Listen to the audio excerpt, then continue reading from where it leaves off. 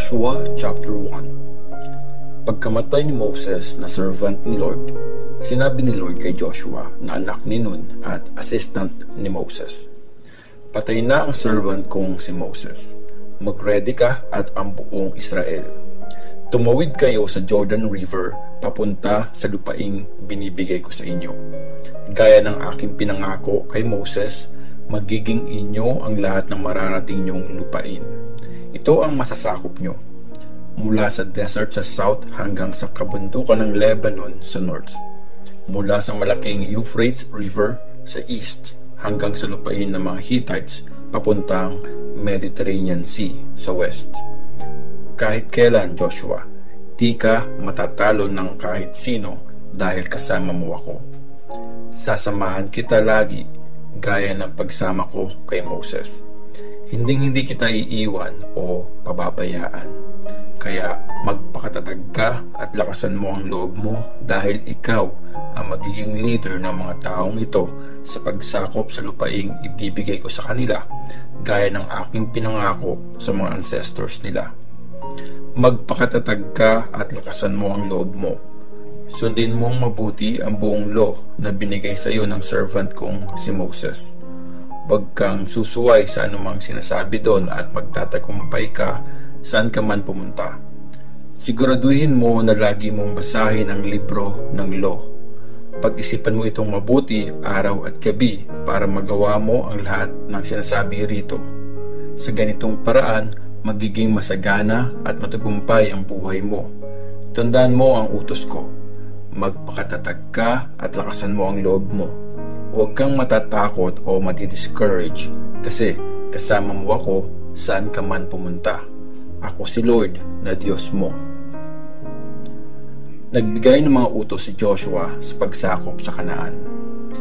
Inutusan ni Joshua ang mga leaders ng Israel. "Pumunta kayo sa camp at sabihin nyo sa mga tao na mag-ready ng mga babauning pagkain. Dahil sa loob ng 3 araw, tatawid tayo ng Jordan River para sakupin ang lupaing binibigay sa atin ni Lord na Diyos natin." Sinabi naman ni Joshua sa mga tribes ni Reuben, Gad at sa kalahating tribe ni Manasseh, "Tandaan nyo ang sinabi ni Moses na servant ni Lord. Pinangako ni Lord na Diyos nyo na ibibigay niya sa inyo ang lupaing ito na nasa east ng Jordan para dito kayo manirahan. Maiiwan ang mga asawa, mga anak, at mga alaga niyong hayop sa lupaing binigay sa inyo ni Moses sa east ng Jordan. Pero mauuna sa pagtawid ang lahat ng lalaki sa inyo na handang makipaglaban, dala ang mga sandata nila. Tutulungan nila ang kapwa niyong Israelites na sakupin ang lupaing binibigay sa kanila ni Lord na Diyos natin. Tapos, pwede na kayong bumalik sa mga sarili niyong lupain sa east ng Jordan na binigay sa inyo ni Moses na servant ni Lord." Sumagot sila kay Joshua, "Gagawin namin ang lahat ng mga inutos mo at pupunta kami kung saan mo kami papupuntahin. Susunod kami sa iyo kung paano kami sumunod kay Moses. Samahan ka sana ni Lord na Diyos mo gaya ng ginawa niya kay Moses. Papatayin namin ang magre-rebelde o di susunod sa mga sinabi mo o sa kahit anong iuutos mo. Magpakatatag ka lang at lakasan mo ang loob mo." Joshua chapter 2. Tinulungan ni Rahab ang 2 espiya. Habang nasa camp sila sa Acacia, sekreto nagpadala si Joshua ng 2 tao para mag-spy at nag-utos sa kanila ng ganito, "Pumunta kayo sa lupain ng Kanaan at manmanan nyo ito, lalo na ang city ng Jericho." Pumunta nga sila roon at tumuloy sa bahay ni Rahab na isang prostitute. Doon sila nagpalipas ng gabi. Nabalitaan ng hari ng Jericho na nung gabing yon may mga dumating na Israelites para mag-spy sa lupain nila. Kaya nagpadala ang hari ng messenger kay Rahab at pinasabi, "Ilabas mo ang mga lalaking pumasok sa bahay mo kasi nandito lang ang mga yan para mag-spy sa lupain natin." Pero itinago ni Rahab ang 2 lalaki. Sinabi niya, "Meron nga pong mga lalaking nakituloy sa bahay ko, pero di ko po alam kung taga saan sila. Umalis na sila nung isasara na ang gate ng city at paggabi na.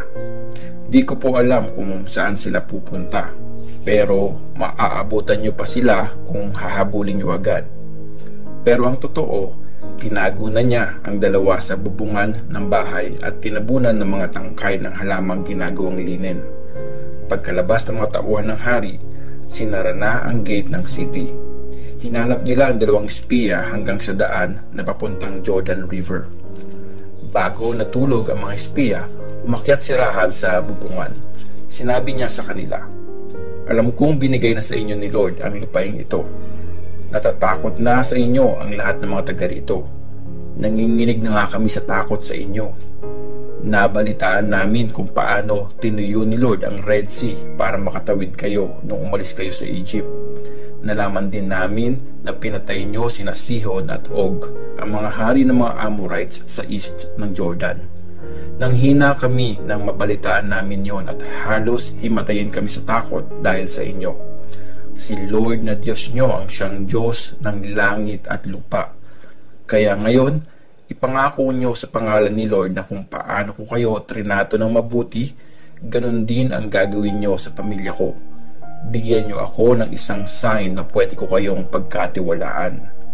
Mag-promise kayo sa akin na ililigtas nyo ang tatay at nanay ko, ang mga kapatid ko at ang buong pamilya nila.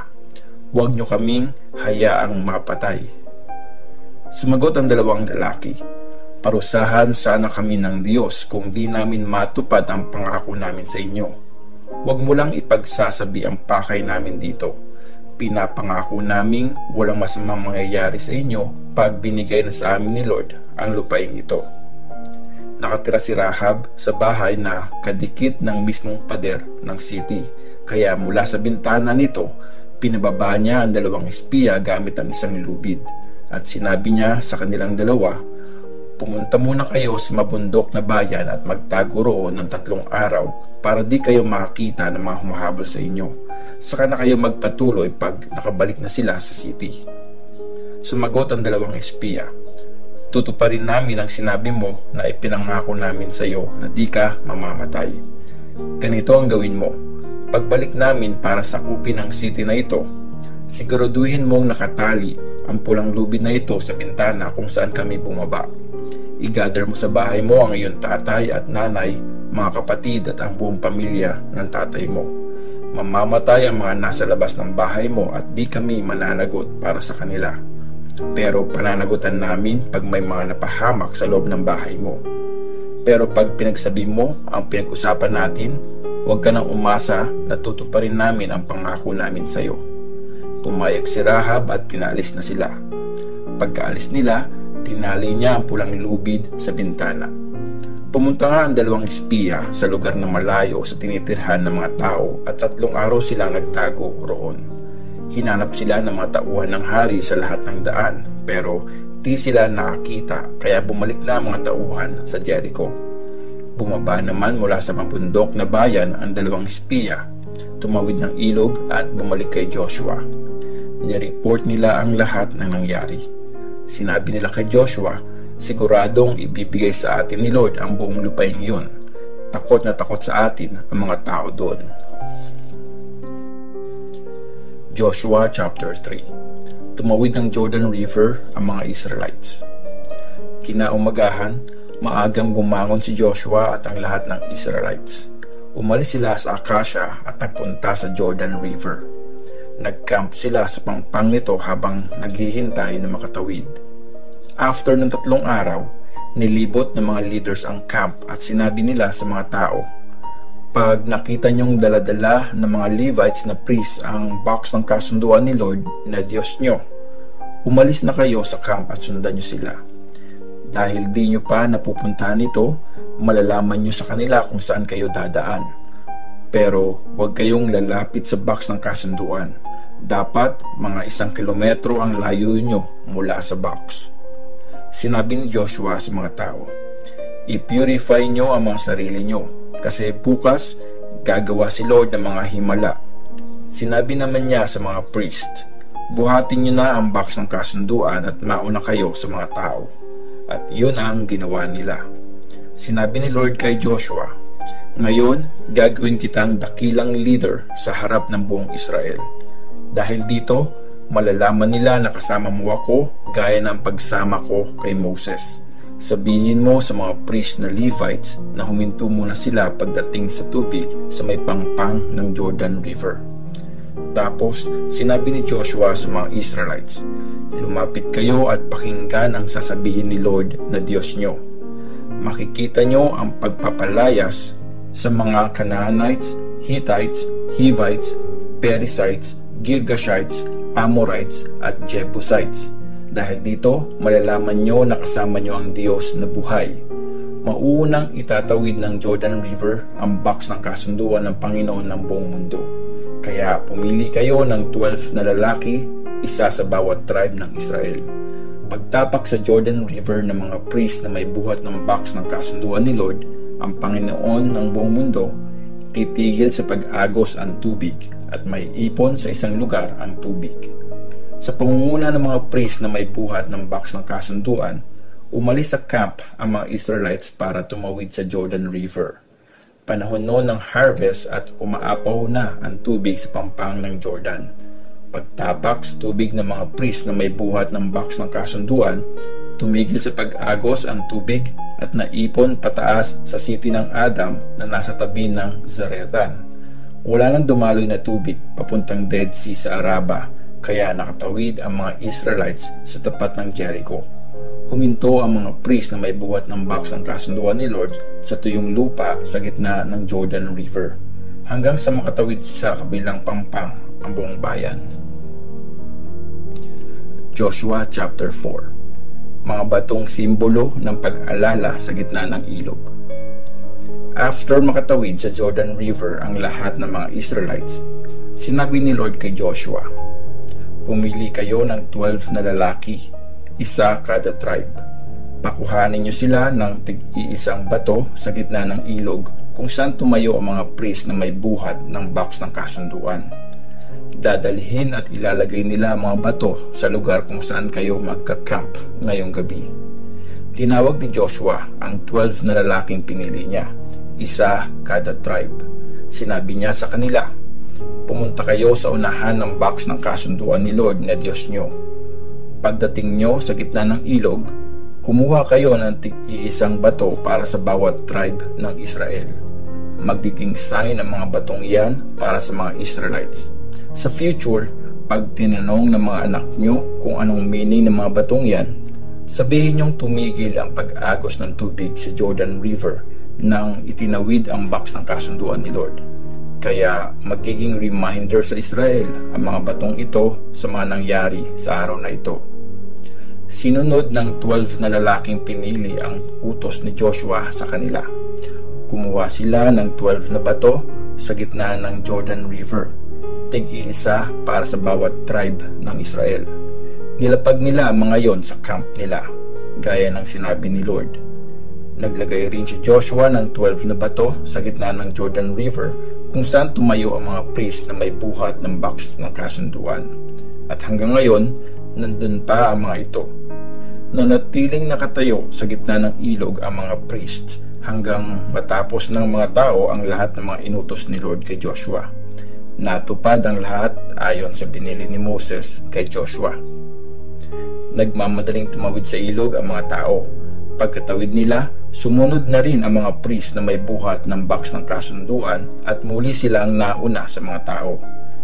Gaya ng binili ni Moses sa kanila, nanguna sa pagtawid ang mga lalaking sundalo na handang makipaglaban at mula sa mga tribes ni Reuben, Gad at kalahating tribe ni Manasseh. Sa pangunguna ni Lord, nasa 40,000 na sundalo ang tumawid papuntang kapatagan ng Jericho.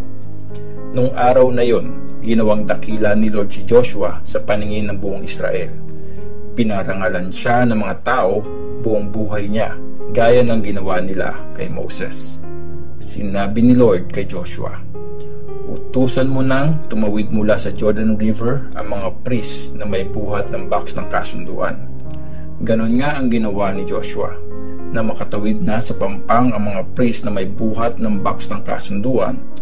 Umagos uli ang ilog at umapaw ang tubig sa pampang.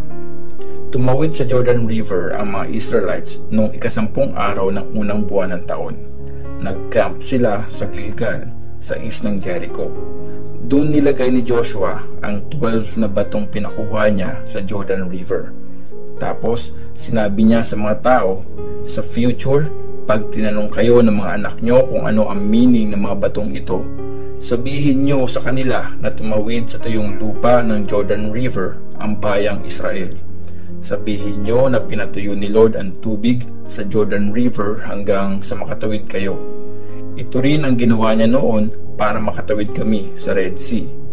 Dahil dito, malalaman ng lahat ng tao sa mundo kung gaano ka-powerful si Lord at forever nyong i-honor si Lord na Diyos nyo.